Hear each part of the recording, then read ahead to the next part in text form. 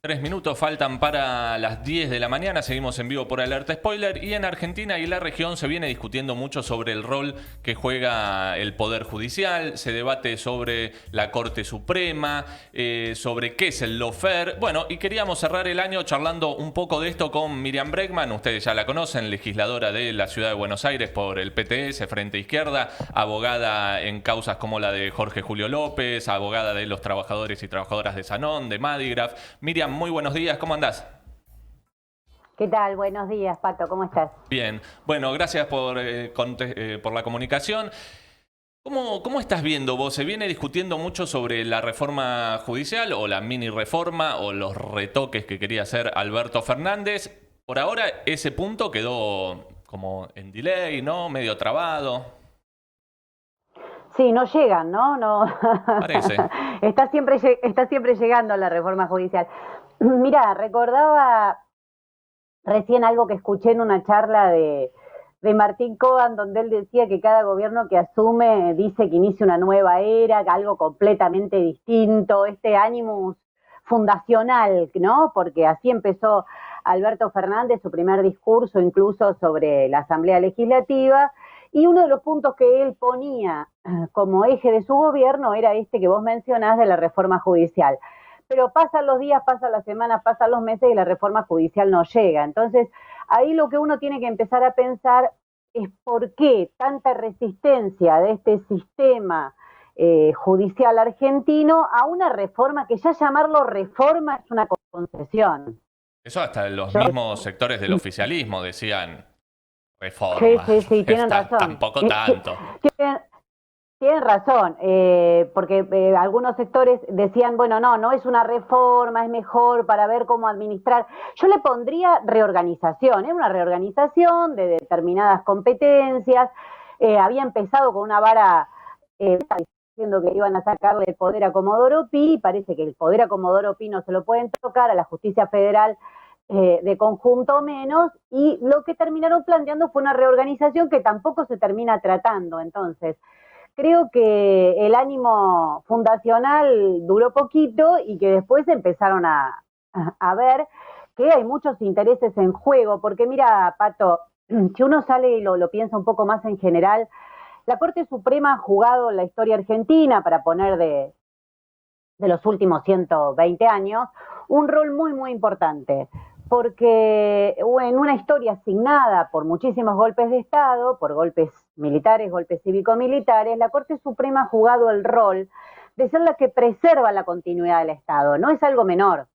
Después de cada golpe, o fundamentalmente a través de 3 acordadas, que es la manera en que la Corte se pronuncia en general, no ya en una sentencia individual, sino con amplio alcance, la Corte Suprema, a través de estas acordadas, ha ido estableciendo con el paso de los años y cada vez mayor que toda la herencia de la dictadura queda en pie. Entonces, el rol que han jugado en un país como la Argentina es importantísimo. Imagínate que si hoy tenemos en pie toda la herencia de la dictadura, la destrucción de la salud, la destrucción de la educación, las ataduras con el imperialismo, la deuda externa que, como se demuestra, es el gran condicionante económico y que hace que la Argentina sea un país dependiente y atrasado, etcétera, etcétera, la Corte Suprema ha hecho lo suyo. Después hay otros elementos que podríamos analizar, la reforma constitucional del 94, no quiero abrir tantas ventanas, pero la de la Corte Suprema ha sido el rol de mantener el sistema de la democracia capitalista argentina incólume. Ha sido la que cumplió enormemente ese rol. Y esto, porque se habla mucho, incluso la carta de Cristina Fernández de Kirchner no habla de la Corte Suprema, dice el poder más aristocrático, pero después se mete a discutir las personas, si tal juez, tal jueza, tal cosa. ¿Por qué no se discute cuál es el rol en el caso de la Corte Suprema? Porque hasta los defensores como Clarín, La Nación, dice que está bien que sea un poder antipopular. ¿Qué significa eso? Mira, hay una palabra más elegante que usan, vos lo dijiste el contenido, antipopular. Hay una palabra más elegante que se usa en el ámbito del derecho que es contramayoritario. Quiere decir que si las masas populares, el pueblo trabajador logra colar alguna de sus demandas en el Congreso, la Corte Suprema se reserva el derecho de poder declararlo inconstitucional. Por ejemplo, vota el Congreso una ley que es una demanda popular de muchos años, como ahora estamos discutiendo, por ejemplo, el aborto, la Corte Suprema o el Poder Judicial de conjunto te puede paralizar la aplicación de la ley. Te Claro. puede, por más que vos hayas conseguido las más amplias mayorías, te lo puede parar. Es un sistema, el sistema de esta democracia burguesa, donde hay miles de controles para que nunca se exprese directamente la voluntad popular. Ya hay un control y un filtro enorme, que es el del artículo 22 de la Constitución, de que el pueblo no delibera ni gobierna, sino a través de sus representantes. Bueno, vos estuviste en Chubut, ahí podrías dar con eso solo una clase constitucional explicando qué hacen los representantes a favor del extractivismo, a favor de gobernar para un sector de los negocios ligados a la megaminería contra la decisión del pueblo, pero si vos lográs pasar todos esos filtros, lográs incluso una ley a favor de las demandas populares, bueno, tenés después que la Corte Suprema se reserva para sí el derecho a decir si le parece que está bien o le parece que está mal. Como el presidente tiene otro poder monárquico, que es el poder de veto. ¿Recordás, Pato, cuando fue, por ejemplo, no sé, una ley que frenaba los tarifazos? Macri la vetó y duró 2 minutos la discusión. Claro. Entonces, la Corte Suprema es parte de este sistema donde, como decías vos, bien tiene controles antipopulares para, en última instancia, preservar siempre la propiedad privada capitalista de los grandes medios de producción. Miriam, ¿qué tal? Buen día. Tengo otra pregunta porque, bueno, recién Pato contaba ¿no? de la carta de Cristina Fernández y se volvió a hablar mucho esto del lawfare. Si podés explicar un poco qué es, ¿no? De qué hablan cuando se habla de eso y por qué el Departamento de Estado está utilizando a los poderes judiciales.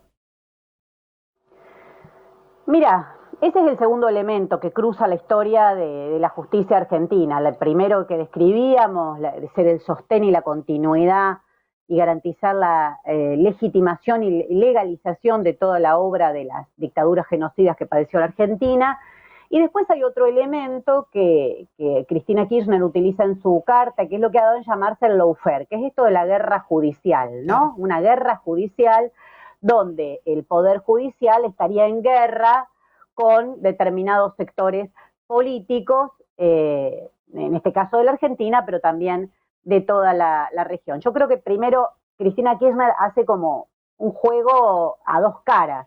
Una cara le marca la cancha al propio poder que ella integra, al propio oficialismo que ella integra, diciéndole, miren que yo sigo siendo acosada por todas las causas judiciales que no se han terminado, algunas se puede haber paralizado, pero acá todas las causas que a mí me armaron durante los 4 años de macrismo siguen absolutamente en pie, entonces ojo con lo que están haciendo. Y por el otro lado, ayuda a su vez a ese mismo gobierno poniendo como eje de todos los males a la Corte Suprema y sacando de discusión las decisiones políticas que llevaron. De hecho, ella hace un listado de las leyes que logró aprobar en el Senado, y si vos mirás desde la primera, creo que era la primera, el sostenimiento de la sostenibilidad de la deuda, no me acuerdo qué nombre épico le pusieron, a decir que le van a seguir pagando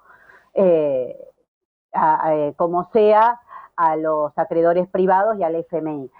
Detrás de todo eso lo que hay es un elemento que es real, que es que Estados Unidos en los últimos años, directamente a través del Departamento de Estado, de alguna de sus agencias, ha redoblado la colonización sobre el Poder Judicial, los servicios de inteligencia y las fuerzas de seguridad y armadas de la región. Una ofensiva enorme, que aprovechó también lo de las Torres Gemelas para imponer una serie de legislaciones con la excusa del terrorismo, de la amenaza terrorista, que fue ampliando pues el concepto que se llamaba amenaza terrorista, empezó a obligar a los países de la región, no digo instar porque que Estados Unidos te inste, tiene medios bastante coercitivos para que lo hagan, y aquí encontró receptores de esas leyes. Eso hay que decirlo porque la propia Cristina de Kirchner fue la que durante su mandato hizo votar las leyes antiterroristas. Después, Lula, por ejemplo, hizo votar la ley de ficha limpia. Todas esas leyes que vino pidiendo Estados Unidos, centralmente alrededor del año 2000, digo, para poner una fecha, 98, 99 empieza esta discusión. Después del 2000-2001 hacen una ofensiva enorme y logran que en la región se voten leyes de arrepentido, que como ven es la que tiene judicializada la propia Cristina Fernández de Kirchner. Ley del arrepentido, donde vos podés canjear tu propia impunidad o una baja en la pena por acusar a otro. Una cosa que no sé, si a vos te lo preguntan abstracto a la Facultad de Derecho, decís, no, eso no puede ser, ¿cómo? Cada cual va a querer salvarse y va a acusar a otro. Bueno, así funciona la ley de arrepentido. Más acá en la Argentina tuvieron un problemita, pues olvidaron que había que filmar las declaraciones, una serie de desprolijidades. Alguien aportó para convalidar lo suyo un cuaderno, que después no era un cuaderno, era la fotocopia de un cuaderno. Bueno, más allá de todas las chanchadas que hicieron alrededor de esto, esas leyes son pedidas por Estados Unidos y van acompañadas por agentes encubiertos, por distintas legislaciones que llevan a una injerencia total del Poder Judicial sobre la vida política de los países. El caso extremo es el de ficha limpia, que se aprobó hace poco en la Ciudad de Buenos Aires con nuestra férrea oposición, que se aprobó en Mendoza, que se aprobó en Salta, donde lo votaron todos, menos un diputado del Frente de Izquierda. Bueno, la izquierda ha sido lo que se ha opuesto consecuentemente a estas leyes, porque precisamente está a la mano de Estados Unidos para violar una de las pocas expresiones que tiene el pueblo trabajador en estas democracias burguesas, que es el voto. Claro. El voto es más o menos la única forma que te dejan durante 2 o 4 años de elegir a tus representantes. Incluso esa limitada, amañada forma de expresión, con todos los condicionantes y todas las críticas que nosotros le hacemos a ese sistema, críticas radicales que le hacemos a ese sistema, incluso con estas leyes se las cercenan. ¿Por qué? Porque alguien que tiene causas donde un arrepentido aparece y dice que cometió determinados delitos, queda fuera de la carrera política, donde la ley de ficha limpia le permite al Poder Judicial seleccionar quién puede ser candidato o no. Lo vimos en el caso extremo de Lula, donde Lula iba primero a las encuestas, lo borraron del mapa con la ley de ficha limpia, que como decía, él mismo aprobó, siguiendo a Estados Unidos, y se impone Bolsonaro. Y después se agarra la cabeza y dice, ¿cómo? Estas democracias generan monstruos como Trump y Bolsonaro, y escribe libros y libros para explicarlo. Bueno, en los países donde hay embajada de Estados Unidos es bastante fácil explicar esto. Y además se da una situación medio paradójica, ¿no? Que me parece que si se desnaturaliza queda más en ridícula, porque estos jueces que impiden, por ejemplo, que el voto popular pueda elegir a sus candidatos, no fueron elegidos por el voto popular. Entonces tenés gente elegida por el sistema político que dice quién puede ser elegido y quién no, cuando esa casta judicial se mantiene como, bueno, no puede ser revocada, o es muy difícil, por lo menos no es electa por nadie, ni siquiera paga el impuesto a las ganancias, digamos, las cosas tributarias mínimas. Sí, creo que eso amerita preguntarse, bueno, esto de la democracia popular, la decisión popular con la que publicitan a las democracias capitalistas, habría que preguntar dónde se cumplió. Primero porque tenés una casta de funcionarios completamente separado de la vida del pueblo trabajador, lo que hablábamos recién de Chubut es un ejemplo. Tenés el Senado oligárquico, que es el que decide quién puede ser juez y quién no. Fíjate que los pliegos de los jueces no pasan por el conjunto de las cámaras, pasan por el Senado, donde es la voz cantante de expresar a las oligarquías provinciales y para decir quién puede ser juez de la República y quién no. Entonces, vos tenés todo este sistema de controles que van filtrando hasta llegar a que solamente un determinado número de personas cuentan con las cualidades para ser juez federal de la nación. Y te agrego algo por lo que vos decís, Pato. Para ser verdaderamente conscientes de qué hablamos cuando hablamos de los jueces de la Corte Suprema, un diputado a la nación, eso que nosotros siempre decimos y hemos compartido con vos campañas electorales diciendo que cobren como una docente, que cobren como una enfermera, digo yo, ahora para ser más actual en las luchas. Bueno, un juez de la Corte, un diputado de la nación cobra 1/4 de lo que cobra un juez de la Corte Suprema. 1/4. Es simbólico, ¿no? Y también Además que no pagan impuestos a las ganancias, nada.